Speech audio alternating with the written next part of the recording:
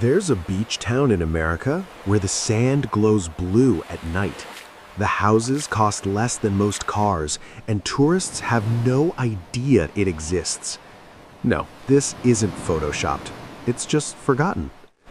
Everyone thinks they know American beaches, Miami's chaos, California's cliffs, the Outer Banks and their vacation homes. But here's what nobody tells you.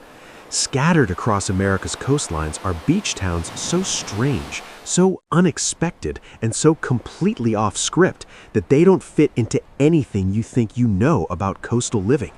Most people will never find them.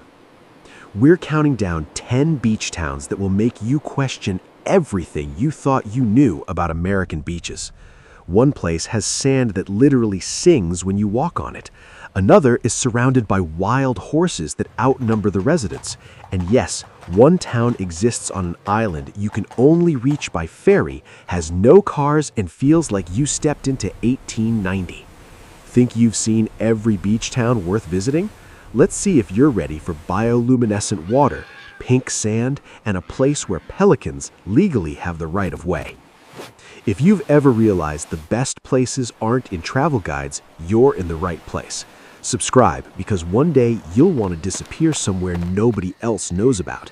This channel is basically your secret beach decoder. Let's break it down. Number 10.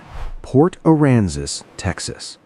Port Aransas is the Texas beach town where the official policy is golf carts over cars, and the unofficial policy is that day drinking is a lifestyle.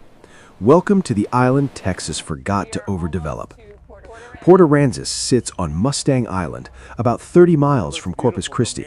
Around 4,000 people live here year-round, but that number swells to nearly 30,000 in the summer.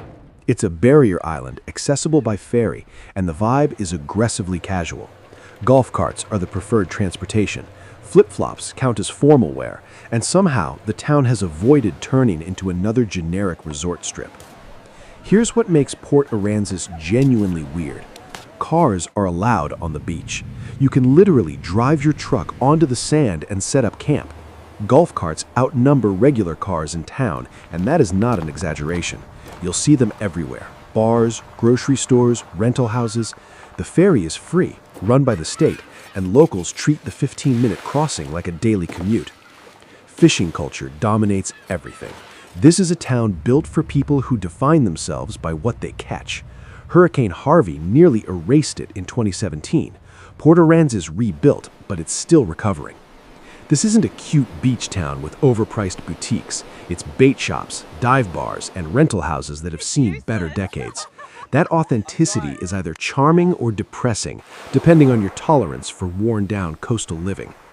Someone who's been coming here for years put it perfectly. Port Aransas is what Texas beach culture actually is, not what travel magazines pretend it is. Your neighbors might be millionaires or construction workers, and nobody cares. You get real Gulf Coast living without resort polish.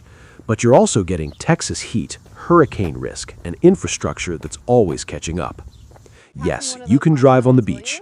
No, not everyone should. Watching trucks sink into the sand while drivers gun the engine is daily entertainment. Also, the seaweed. Gulf beaches aren't Caribbean clear. You make peace with that or you don't come. But the water is warm, the fishing is excellent, and if you can handle imperfection, it's paradise.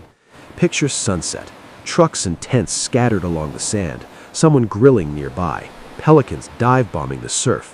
A golf cart rolls past with a cooler strapped to the back. It's chaotic, casual, and completely uninterested in impressing Instagram. Would you vacation in a beach town where people drive trucks on the sand? Freedom or chaos? Number 9. Dungeness, Washington. Dungeness has a 5-mile sand spit that curves into the Strait of Juan de Fuca, and walking it feels like leaving reality. This isn't really a town. It's a quiet coastal community near Sequim on Washington's Olympic Peninsula. Almost nobody visits it. The Dungeness Spit is one of the longest natural sand spits in the world, stretching more than 5 miles into the water like a natural jetty. At the end sits the new Dungeness Lighthouse, first built in 1857 and still operational. You can even stay there as a volunteer lighthouse keeper. The beach is part of a national wildlife refuge. You're walking through protected wilderness. Dungeness crab is named after this place. The fishing culture here is old and real. And thanks to the Olympic Mountains rain shadow, it's actually sunnier than Seattle. Walking the spit is a commitment. 10 miles round trip, no facilities, no shortcuts. Just sand, water, and seals watching you from the surf. But Dungeness is cold, Pacific Northwest cold. This is not a swimming beach. Even in July, you'll probably be wearing layers.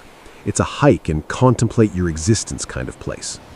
By mile 3, you're questioning your decisions. By mile 5, you're either enlightened or exhausted.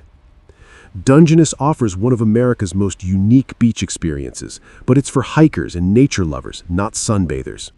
Pacific Northwest beach culture isn't about tanning, it's about storms, weather, and solitude. Picture walking a narrow strip of sand with water on both sides. Seals pop up to watch you. The lighthouse slowly gets closer. Civilization disappears behind you. Would you hike 10 miles on a beach for a lighthouse experience? Number 8. Vieques, Puerto Rico. Vieques has beaches where the water glows blue at night, and it's not pollution, it's bioluminescence. Vieques is a Puerto Rican island off the main island's east coast, home to around 9,000 residents. It was used as a U.S. Navy bombing range until 2003, which kept development minimal. Today, that history is exactly why it's so untouched. Mosquito Bay is one of the brightest bioluminescent bays in the world. Microorganisms light up when disturbed. Kayak through it at night and every paddle stroke glows electric blue. Fish create streaks of light as they move. It looks fake. It isn't. Much of the coastline remains undeveloped. Wild horses roam freely, on beaches, roads, everywhere. The snorkeling and diving are world-class. Clear Caribbean water, healthy reefs, minimal crowds. You need a ferry or a small plane to get there, and that barrier keeps mass tourism away. Vieques feels like the Caribbean before resorts took over. But it's not perfect. Power outages are common. Some areas still deal with contamination concerns for military use. And it isn't cheap, despite its rustic feel. A resident summed it up bluntly. Vieques is stunning and frustrating. The beaches are incredible. The bio bay is magical. But the power goes out, supplies are limited, and you live on island time whether you like it or not. Still, kayaking through glowing water at night feels like paddling through stars. It breaks your brain until you remember it's just biology, and the world is stranger than you think. Would you deal with power outages and ferry access for bioluminescent water? Number 7. Whitefish Point, Michigan. Whitefish Point has a beach on Lake Superior so remote and dramatic it feels like the ocean. It's also where the Edmund Fitzgerald went down. Located on Michigan's Upper Peninsula, Whitefish Point juts into Lake Superior, a body of water so massive it creates its own weather. If you've never seen the Great Lakes, this will reset your understanding of fresh water. The water is crystal clear and brutally cold. Even in summer, it rarely gets above 50 degrees. This is a shipwreck preserve. Over 200 ships have sunk in these waters. The Edmund Fitzgerald, the most famous Great Lakes shipwreck, went down nearby in 1975. The Lighthouse and Maritime Museum tell the story of how dangerous shipping on Superior really is. The area is also a major bird migration corridor, making it a hotspot for bird watching. This is not a sunbathing beach. It's a place for reflection. The Upper Peninsula is remote. Services are limited. Winters are brutal. Even summer feels wild. Visitors describe it as the edge of the world. The lake stretches to the horizon. The beach is empty. The history is haunting. Would you visit a beach where the main attraction is shipwreck history?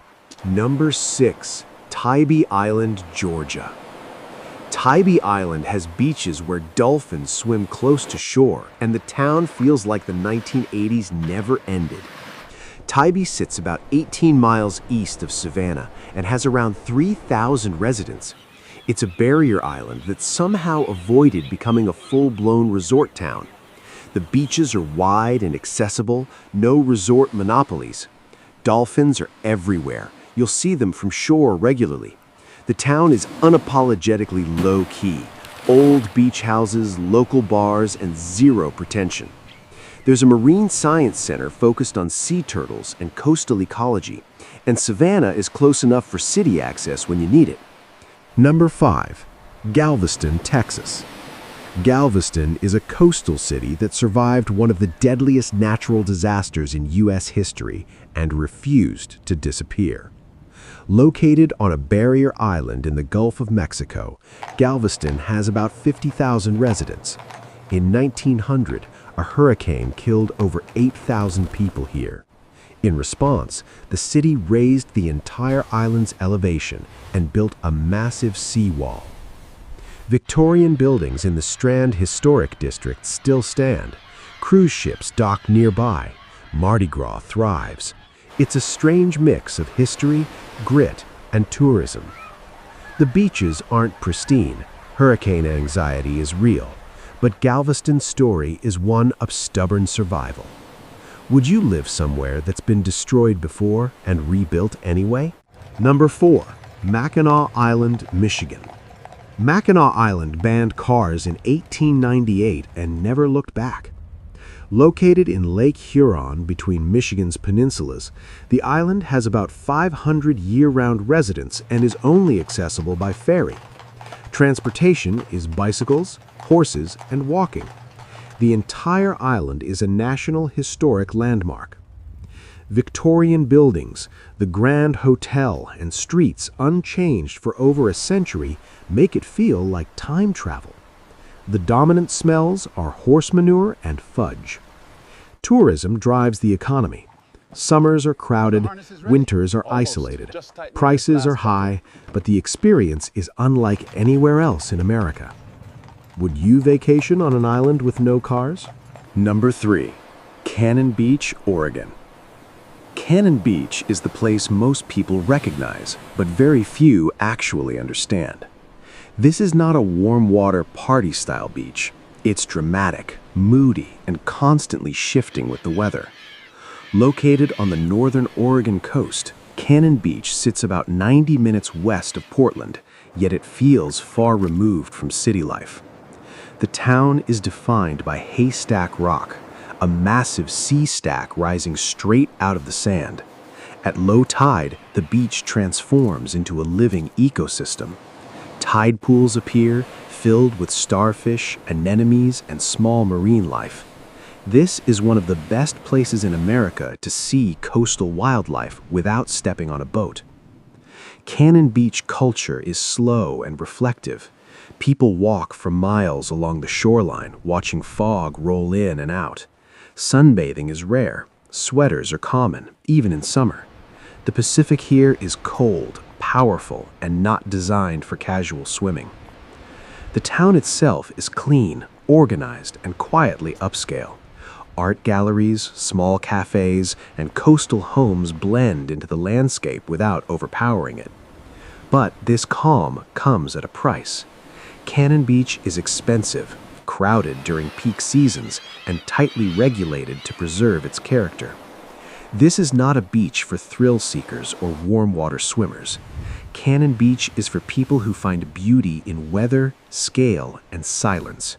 It's less about relaxation and more about perspective. Would you choose a beach where the ocean demands respect instead of offering comfort? Number 2. Apalachicola, Florida. Apalachicola is a Florida beach town that feels completely disconnected from the state's usual image. No theme parks, no high-rise resorts, no neon nightlife. Just working docks, historic buildings, and a river meeting the Gulf. Located in Florida's Panhandle, Apalachicola sits far from major tourist centers. The town's identity is built around oysters, fishing, and maritime trade. For generations, this was one of the most productive oyster regions in the country. The town itself feels preserved rather than developed. Old storefronts line quiet streets, boats outnumber cars near the waterfront. Life moves at the pace of tides and weather, not tourism schedules. The beaches nearby are quiet and undeveloped. The water is warm, but the focus here isn't swimming or sunbathing. It's harvesting, working, and living with the coast, rather than selling it. Apalachicola has faced serious challenges. Oyster populations declined, jobs disappeared, many younger residents left. What remains is a town that never tried to reinvent itself as a resort, even when it could have. This place isn't polished, and it doesn't want to be. Apalachicola offers a glimpse of what coastal Florida looked like before mass tourism rewrote the shoreline. Would you trade entertainment and convenience for authenticity and history? Number 1 is Prince of Wales Island, the third largest island in the United States, located in southeast Alaska. It lies approximately 65 kilometers from Ketchikan and is accessible via the Alaska Marine Highway ferry system. Around 6,000 people live on the island across several small communities. Annual visitors are estimated at around 100,000. While not free, Prince of Wales Island represents one of the most realistic examples of affordable island living in the United States, offering legal access, low population density, and basic services within reach.